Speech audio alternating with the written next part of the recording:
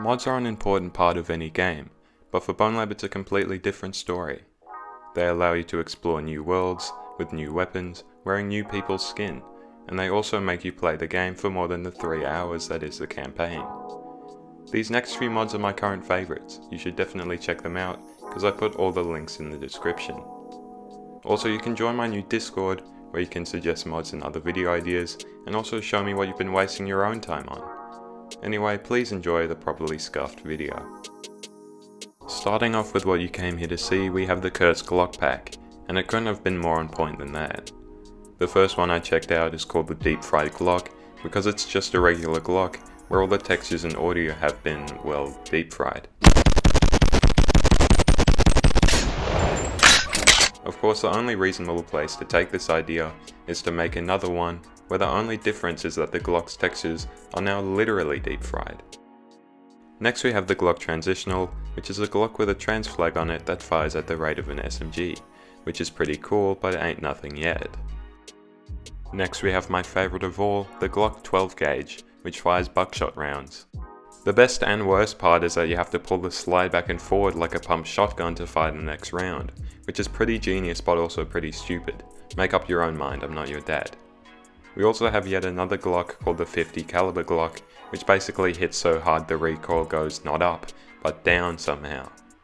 The final Glock that you should care about is called the Glock Hyper, which is fully automatic but empties the entire mag in about half a second, which is about the amount of time it would take me to reach your location. You can also switch the mags of each Glock with each other, so you can put the shotgun magazine in the fast shooting gun to get sent to recoil hell. This mod is definitely one you should get, especially as some more Glocks have been since added to this pack that I couldn't be bothered to look at. Moving on, we have a fancy 1911. It has a 6 round mag capacity and would be an awful choice to bring to a gunfight, but it looks cool. Anyway, with all those really innovative or really cool firearms out the way, we have a revolver.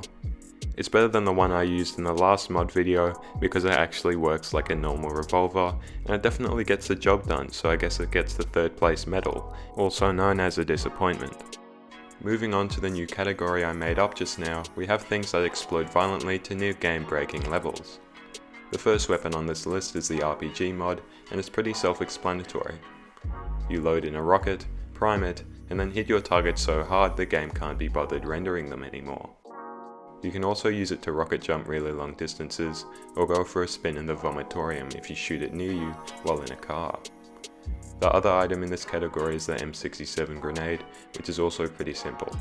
You pull the pin, cook it and throw it, but if you want to look cool you can also never throw it. If you put a bunch of them together they will all explode in a sort of chain reaction, but I wanted to test this a bit more. The local 7-Eleven seemed like the perfect place, so I rigged the whole thing up to blow, added some forwards, and then fulfilled my destiny.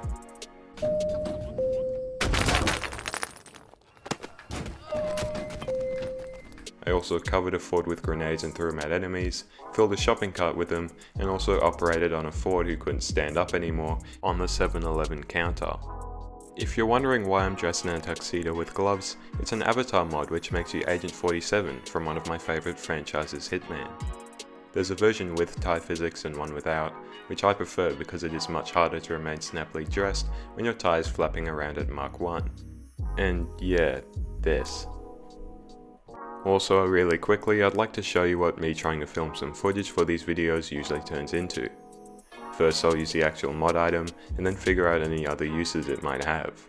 Then I'll spawn a bunch of crablets in, and have a really cool fight with them, and then I'll find a way to introduce the next piece of show and tell, which is the Atom Smasher avatar mod. He is a kind of cyborg thing that is pretty tall, and also pretty strong, but it gets so much better. He has an arm cannon on his right arm, and a machine gun on his left, as well as a rocket launcher on his back, which are all fully functional. It's pretty insane that someone somehow managed to make this, but it's the only avatar I know of that is more deep than someone who looks like your favourite character, or someone who has a jacked basic physical trait, or people on Twitter I guess. That's every mod that I tried out, so I hope you enjoyed.